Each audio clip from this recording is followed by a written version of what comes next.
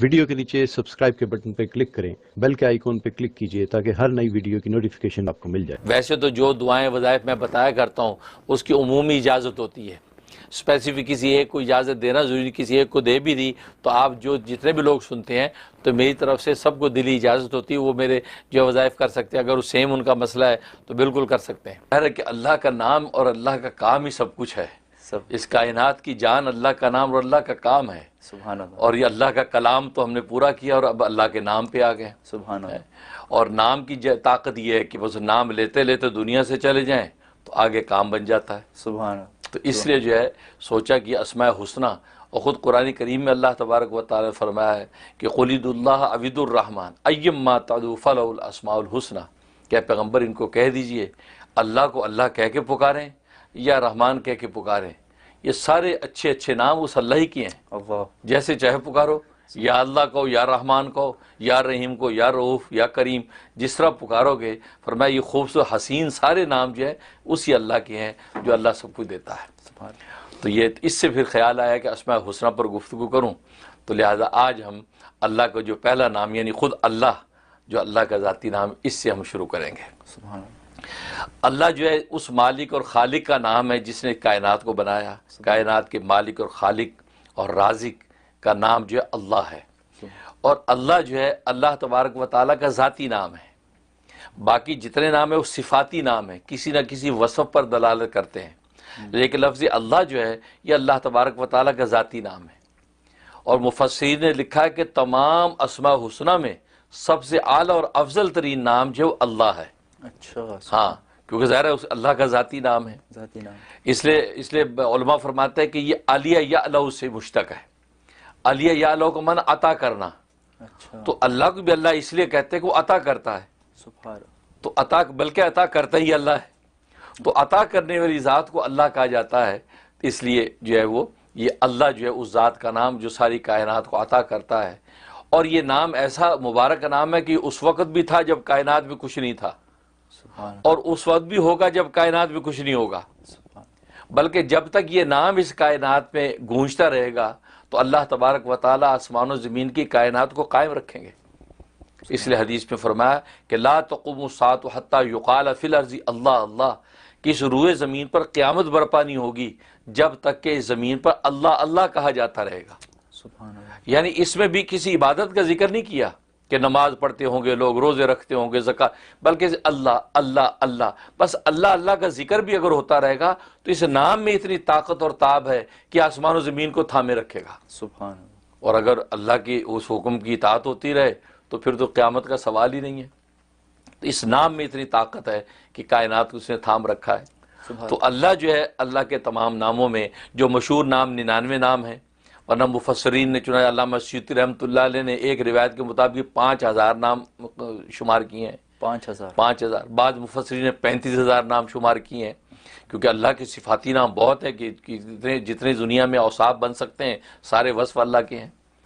تو اللہ جو ہے، اور اللہ امام سیوطی رحمۃ اللہ علیہ کا قول یہ کہ لفظ اللہ اس میں جامد ہے، جامد ہے، نہ کسی سے بنا نہ اس سے کچھ بنتا ہے۔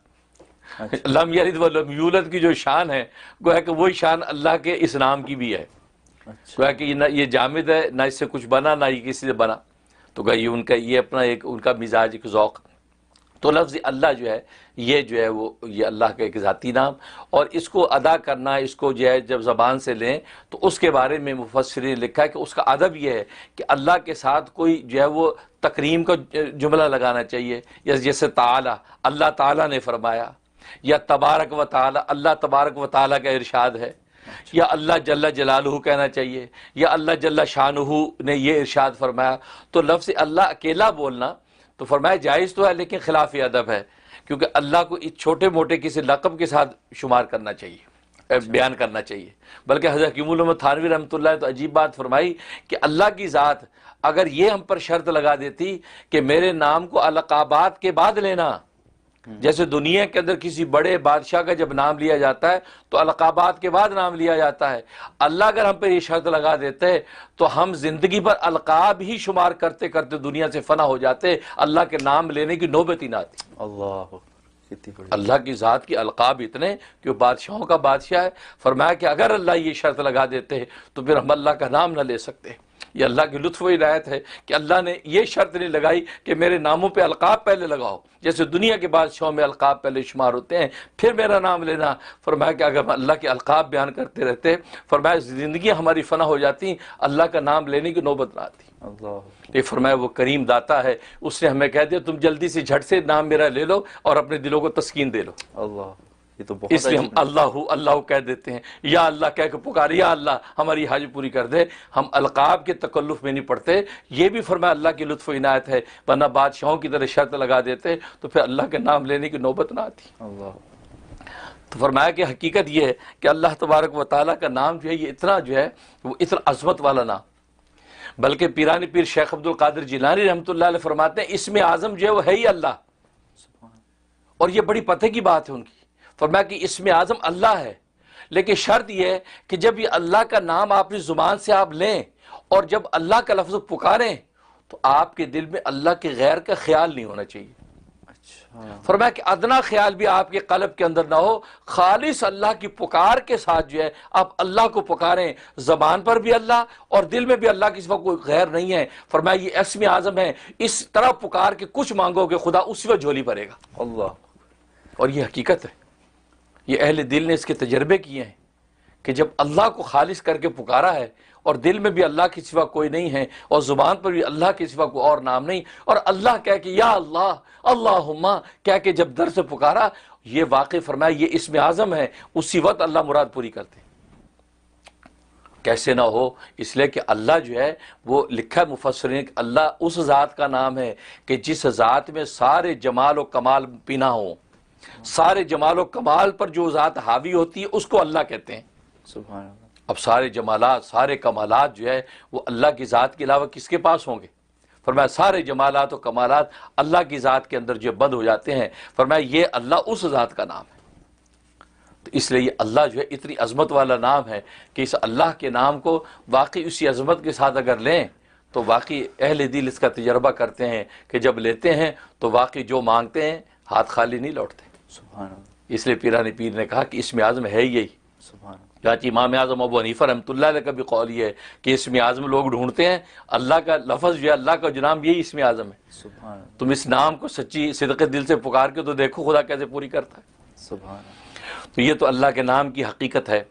اور جہاں تک اس کے فضائل و فوائد کا تعلق ہے، علماء نے لکھا ہے کہ ایک اس کا فائدہ ہے کہ اگر دل میں شکوک و شبہات ہیں ایمان کے حوالے سے، عبادات کے حوالے سے، اور آج کے یہ تشدد کا جو دور ہے، نظریات کا تشدد ہے، طرح طرح کی چیزیں سامنے آتی ہیں، تو انسان اللہ پر ایمان کو ڈاماڈول محسوس کرتا ہے، اور نئی نسل خاص طور پہ جو ہے اس حوالے سے تشکیک کے اندر مبتلا ہو جاتے کہ یار پتہ نہیں اللہ ہے کہ نہیں۔ فرمایا اس کے لیے زبردست اس میں تاثیر ہے کہ یا اللہ یا اللہ یا اللہ، فرمایا 1000 مرتبہ پڑھ کے سینے پہ دم کیا جائے اور پانی دم کر کے پلا دیا جائے، فرمایا جس قسم کی دل کے اندر شکوک و شبہات ہو گئے رفع ہو جاتے۔ اچھا، ماشاء اللہ، اور آج تو ہر بندہ پریشان ہے کہ یار یہ دل کے اندر کیا ہے، اس کے بیٹھ گیا، یہ تو اسلام سے بھاگ رہا ہے، یار یہ تو ایمان کی باتیں نہیں کرتا، یہ تو غیروں کو دیکھتا ہے، بس یا اللہ یا اللہ یا اللہ جو ہے 1000 دفعہ پڑھے، اول آخر 11 مرتبہ درود شریف، اور اس کے بعد جو ہے وہ دم کر دیں۔ بلکہ میں تو کہتا گھروں کے اندر عورتیں جو ہیں، مائیں پورے گھرانے کو، بچوں کو، بڑوں کو، سب کو پلایا کرے دم کر کے، انشاءاللہ ان کا دل جو خدا کے ساتھ ہی جڑا رہے گا اور اللہ سے ہٹے گا نہیں۔ سبحان اللہ، یہ کس کا یہ فائدہ؟ کتنے دن کرے؟ یہ 41 ڈیز، 41 دن 41 days. 41 دن کریں، انشاءاللہ تبدیلی آ جائے گی۔ الحمدللہ، اور دوسرا فائدہ اس کا یہ کہ اگر کسی کا کام اٹکا ہوا ہے، بڑا مشکل کام ہے، ہو نہیں پا رہا، اور زور لگا لیا، ساری کوشش کر لی، کام نہیں ہو رہا، تو جمعے کی نماز سے پہلے خلوت میں بیٹھ کے صرف 200 مرتبہ پکارنا ہے، اچھا، اللہ اللہ اللہ اللہ، 200 مرتبہ بس اس کا ورد کرنا ہے، اول آخر 11 مرتبہ درود شریف کے ساتھ۔ فرمایا کہ کیسا بھی مشکل کام ہو اللہ تبارک و تعالیٰ اگلے جمعے سے پہلے حل کر دیتے ہیں۔ اچھا، عجیب تاثیر ہے اس میں، صرف ایک دن کرنا ہے؟ صرف ایک دن، پھر اگلے جمعہ ہے، اگر نہیں پھر کر لیں تو، ورنہ فرمایا کہ وہ تو پڑھنے والی کی اس پر ہے، کس سچائی کے ساتھ پڑھ رہا ہے، صدق دل سے پڑھ رہا ہے، تو اگلا جمعہ آنے سے پہلے کام ہو جانا ہے، ورنہ فرمایا کہ 7 جمعے پورے کر لے، انشاءاللہ کہیں نہیں جاتا کام، آپ کا کام ہو کے رہے گا۔ سبحان اللہ، یہ جمعے کی نماز سے پہلے، خواتین جمعہ نماز نہیں پڑھتی، گھر میں ہوتی ہیں، تو دیکھ لیں کہ جب وہ لوکل مسجد میں جمعے کی نماز کب ہے جی، 1:30 بجے مثلا جماعت ہے، بس اس سے پہلے وہ 1 بجے بیٹھ کے گھر میں پڑھ لیں، ہاں 12:30 بجے تو اس سے پہلے پڑھ لیں خلوت میں بیٹھ کے یکسوئی کے ساتھ، انشاءاللہ بہت زبردست عمل ہے۔ میں آپ نے ایک چیز فرمائی تھی حضرت شیخ کے حوالے سے، پیران پیر کے حوالے سے، کہ اللہ اس طرح سے کہے کہ کوئی اور کچھ بھی نہ ہو، خالص ہو کے اللہ کو پکارے، تو خیالات نہ ہونے کا کیا مطلب؟ اس لمحے میں نہ ہو، کیونکہ اس سے پہلے اللہ کا نام پکارنے سے پہلے بھی خیالات ہیں، اس کے بعد بھی خیالات ہیں، اور پھر خیال نہ ہونے سے کیا مراد؟ کیونکہ اپنی ضرورت کا خیال تو کم سے کم ہوگا جس ضرورت کے لیے پکار رہا ہے۔ یہ اچھا سوال کیا، بلکہ بہت اچھا پوائنٹ اٹھایا۔